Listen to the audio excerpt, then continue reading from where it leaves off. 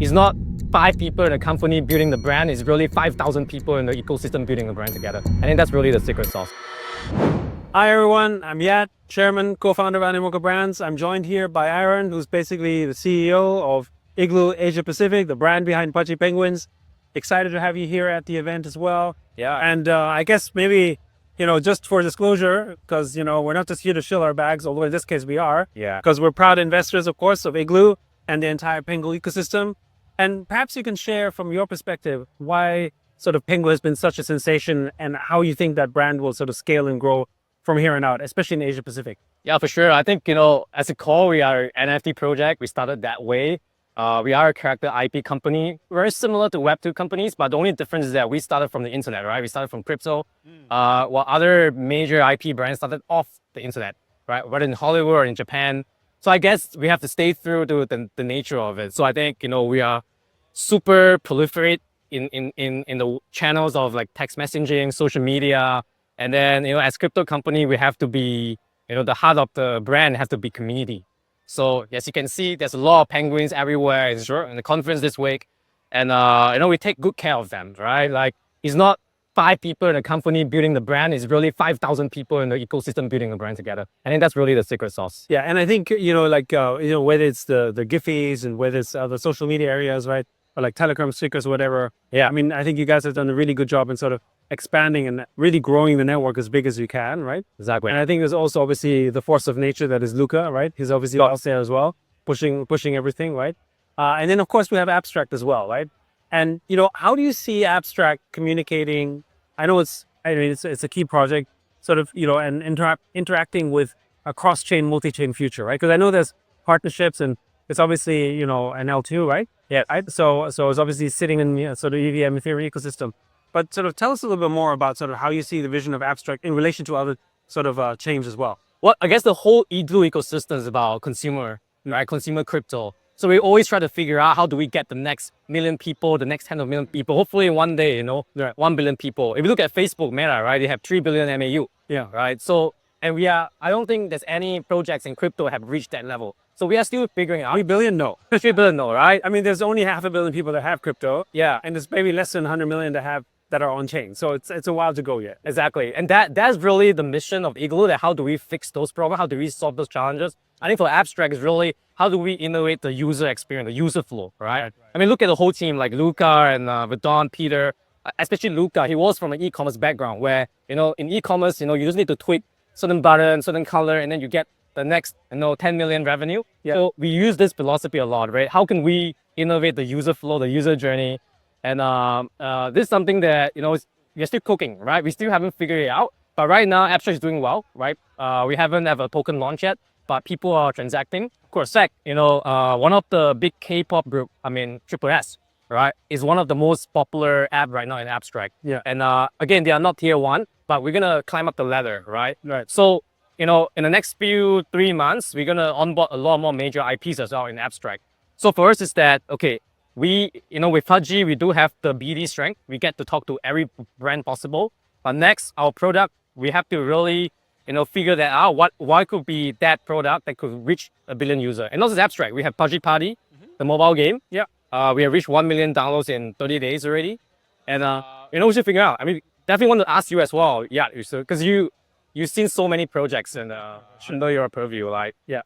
Why is there where can we find the next TikTok, the next Instagram, right? Why do those companies in Web2 achieve billions of users? Why can't a crypto company or crypto project do that? Just curious, what's your pick of Yeah, I mean, and before we go there, obviously AnyChess is also doing stuff with Abstract, right? Yeah. So basically, they're building out a chess infrastructure with chess.com, right? Yes. We're talking about basically 600 million people in the chess community. Yeah. So again, I'm a chess.com user. Yeah, exactly. Like, so there you go. The tie-in worked nicely. So a lot of things that we could do together. Now, I think the question in relation to sort of mass adoption, really, I actually think blockchain gaming was a good example of that, right? Because we've actually gotten quite a bit of traction when you talk about on-chain traffic, and especially when you look at the Telegram Ton ecosystem, actually, you have a large number of users. So, gaming is an example. Most recently did a deal with AlphaTorn, actually, was making it the very first publicly listed, basically Web3 gaming company, right? That's kind of cool.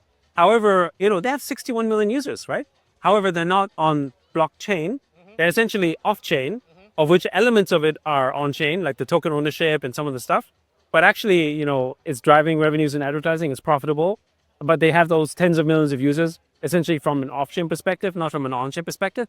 And a lot of it has to do with the fact that blockchains are a little bit slow at the moment, right? So if you want to actually transact with 60 million people, that's kind of hard. And I think Ton is seeing that it's sort of having some of the challenges in terms of the gameplay tends to be sort of off-chain, and then the asset ownership in the province is on-chain. And so it becomes a hybrid mix. Yeah. And so the only thing that you can really prove is the asset ownership, like the token or the NFT, which is a limited use case. Yeah. But blockchains are getting faster and better, right? Yeah. And they scale basically. And as a result of that, you can start doing more things basically on-chain. And the reason why I think a game like AniChess is exciting is because it's, game sort of chess is an asynchronous game. Meaning that, it's not time sensitive in the classical sense. I mean, Vitz chess is a little bit, but broadly speaking, you don't have to worry about 1 or 2 seconds per se, right? Yeah. Whereas, if you're playing a first-person shooter, a millisecond makes a difference, right? Yeah. So I would say that we're not ready yet to have sort of entirely on-chain first-person shooters, but you're ready to have essentially chess on-chain, right? Right. And, for instance, when I was playing Magnus Carlsen, I saw that match. Yeah, and actually Luca was playing as well, which is kind of fun too. We ended up having side bets of people building on-chain. You look at how will it last longer than Bill Gates and that kind of stuff. And you can do this with prediction markets and so on chain that you wouldn't be able to really do in a traditional sense in sort of, if it wasn't on chain because you don't have the proof, right? Yeah. So that's kind of where on-chain gaming is really exciting. And then people building new tools and compose on top. That's the part that makes it sort of exciting.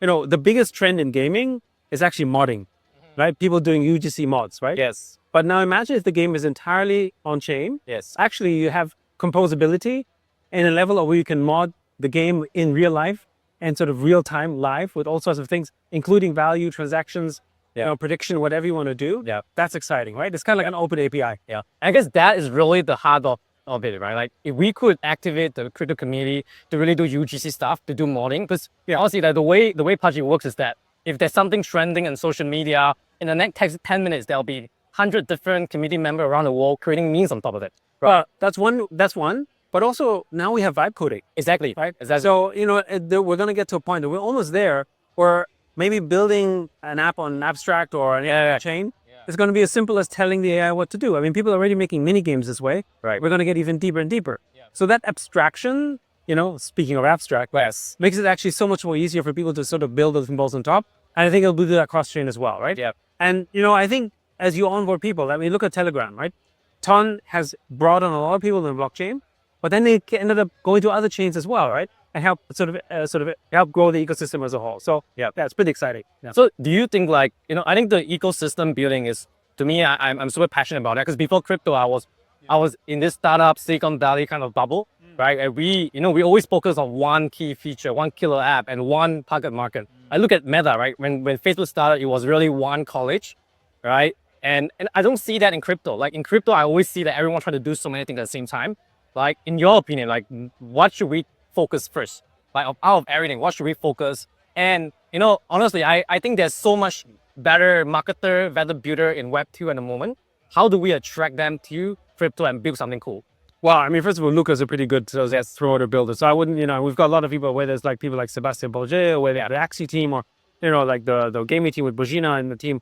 Like those guys are all good builders, right? Yeah. They actually, interestingly, have come from Web2. Yeah. So Luca came from Web2, but the Sandbox team came from Web2. Okay. The gaming team came from Web2, right? So they've got the experiences. The reason why it's much harder, it appears harder, is I think 2 things. One, unfamiliarity with how to deal with the social construction of Web3. It's not just lingo. Yeah. It's like, you need a wallet. And I know you can make the wallet easier, but you still have a wallet. Yeah. Right? Like you don't have a wallet in other experiences, and that's unfamiliar. It's not difficult. It's just, I don't know what to do this, and I don't know how to deal with it, and it doesn't really matter, right? Yeah. And then the other thing is that the whole sort of social construction layer of blockchain is, the blockchain is social in itself, right? It's like an open system, right? But I think what happens a lot that people are trying to build Web2 applications on top of Web3, rather than making them natively Web3, right? That makes it make sense for the Web2 users, so to speak, right? And I can see this with DeFi and trading.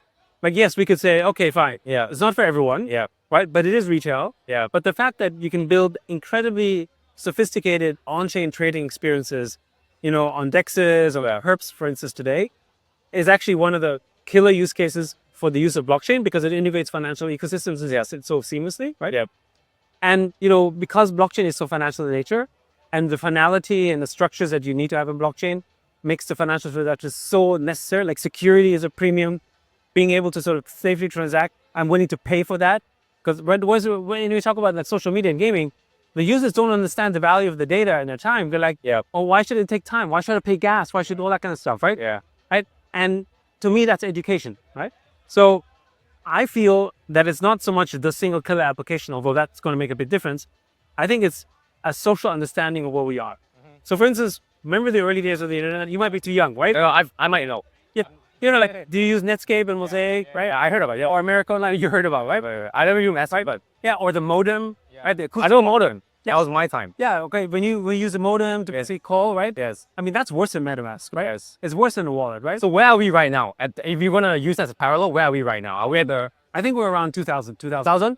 Okay. So kind of like, Amazon is just So beginning of Amazon. right? And like Google just started, stuff like that, interface, things were getting better, right? However, you still had clunkiness in the interface. Yeah. It was still slow, right? Like we had to wait for the page to construct, right? All that kind of stuff. We're kind of at that era. Yeah. And so with blockchain, we're dealing with a lot of those similar elements that essentially makes people impatient because they're like, well, hold on. I can do this so seamlessly in Web 2. Why does Web 3 matter? And what it ultimately matters in Web 3 is because it has a value, because there's money involved. Yeah. Therefore, the time expense is worth it. It's kind of like, like if you go to a bank or if you do a money transaction, Right. you're willing to wait time because it's worth it, right? Yeah. But you're not willing to wait for going into a page because the time value doesn't seem to be worth it. Exactly. So we have to articulate that sort of, you can't just make it fast and easy because if you compromise security, actually you're compromising your assets, right? Yeah. Right. So I think there's an understanding. It's a lack of financial literacy, I think. You're right. Right. But, right now we have about 500 million people that are owning crypto. Yeah. And about 10-20% are on chain. Yeah. Right. It's evolving and it's a social construct. Like, I think it's going to accelerate really fast with like here's an abstract, blockchain gaming and so on. Yeah. And I personally think in the next 12 months we're going to hit 1 billion users. Wow. And then we're off to the races. Where do you think Pudgy, like, you know Pudgy very well. Like, where do you think we did right? And where do you think that we could do more, even more? Yeah, no. So, I mean, you guys did great on the marketing side, the whole sort of, Target, Walmart sort of distribution was excellent, right? And, I think the way that Luca was explaining it to us is like, you remember Club Penguin for the Web 2 world? Well, we're just going to take that image and that cuteness and put it forward. So absolutely, right? But then injecting that kind of Web3, I wouldn't say degen, but sort of value construct, because that's the other thing, right? Why is a Birkin bag? Why is a Rolex watch? Why is a Lamborghini valuable? Because there's a value that makes it seen in the secondary markets as well, right? And so with NFTs, it's the same. Yeah. Like, if Pudgy Penguins was 1E, it wouldn't be that powerful. Yeah. Finished. Exactly. Right? And also the users themselves are now basically have wealth that they can then contribute because you didn't just strengthen your own company, you strengthened the entire community by essentially helping the asset value rise and grow, right?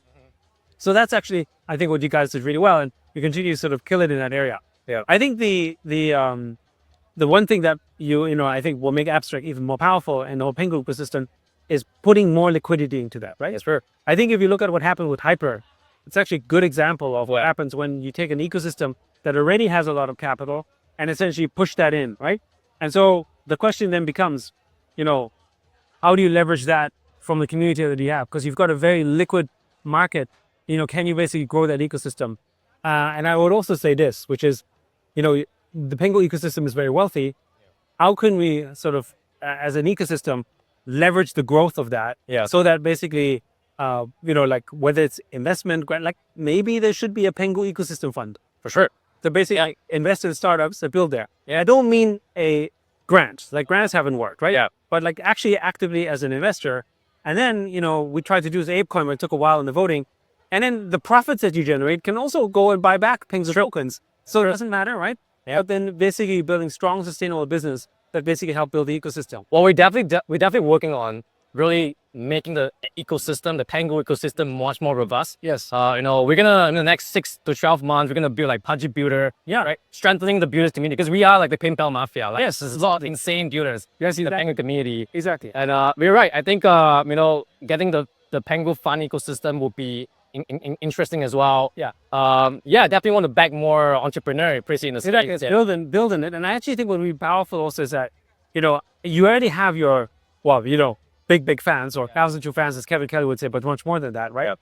How do you extend that? I actually think, we think, empowering the people who are your biggest fans will bring more people in, Exactly. as opposed to let's find other ways to bring IP to come in. That's one element. But I think, you know, empowering the core community to bring more is actually very powerful. That's a great insight. That's a great insight. Yeah. Yeah, I think, you know, this is something that, you know, this is what I do every single wake up. Of course. You know, who should we partner in Asia and what kind of community engagement activity that we should do. And in fact, a lot of success that we do, we really give it to back to the community because they are the one that give us deal flow. They're the one that give us ideas, and we should try to take care of them and to take care of us back. Yeah. And I think there's a lot of collaborative opportunities as well. At the end of the day, everyone's sort of mixing together in one form or the other, right? Exactly. Right. And so you know, whether it's, you know, I think, you know, we did an event with Cappies, and then with friends and whatever, like all these things you can put together. And again, it merges those communities together. You know, it doesn't have to be sort of this sort of zero-sum thinking. It's really about like how to go the space together. And actually, I think that's really what blockchain's all about in a way. Agree, totally agree. I think I was a Web2 entrepreneur, but I have never seen such a vibe and such ecosystem. Yes, I mean, you know, people sort of sometimes joke it's about the vibes, but actually, it's a really big part of it. A big part. Like I get to know so many friends just because of Web3, right? And attending events like that. Again, thank you for having us here as well. No, thank you for supporting us here, and actually, thank you for helping grow the ecosystem. You know, we do it through investing and supporting, right? You do it through building. You know, and we're very proud backers of the entire Igloo Thank you so much. system. So thank you so much. Oh, thanks, yeah. All right. Thank you. Good stuff.